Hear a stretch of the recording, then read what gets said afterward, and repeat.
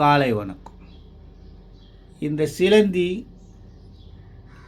அப்புறம் தேல், உண்ணி, சில பூச்சிகள், இவையெல்லாம் பூச்சிகள் இனத்தில் சேர்க்காம இதுக்கு தனியாக சிலந்தி வகைகளை சேர்த்துருக்காங்க.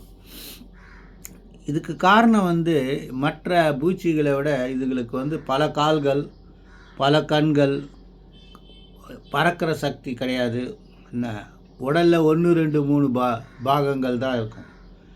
இவை இந்த ஸ்பைடர்ஸ் இருக்குல்ல, சிலந்திகள், இவை எல்லா காலங்களிலும் வாழக்கூடியவை, நிலத்தில் ஓடக்கூடியவை, செடிகளில் ஏறக்கூடியவை, நீரில் நடக்கக்கூடியவை, நீரிலேயே வாழக்கூடிய சக்தி கூட ஸ்பைடர்களுக்கு. இது ஒரு வகையான சில்க்கு, ஒரு பட்டு நூல் மாதிரி ஒன்று உருவாக்கி தன்னை வலையை உருவாக்குது. அதுக்கு தகுந்த மாதிரி அது வயிற்றில் சுரப்பிகள் இருக்குது. அதை வச்சு அது வெளியில் சின்ன சின்ன துளைகள் மூலமாக அவைகளை வெளியேற்றி அது வரும்போது லிக்விடாக காற்றில் பட்ட உடனே சாலிடாகி அது ஒரு வலையாக, ஒரு சில்க் நூல் இழையாக மாறி இவை எல்லாமே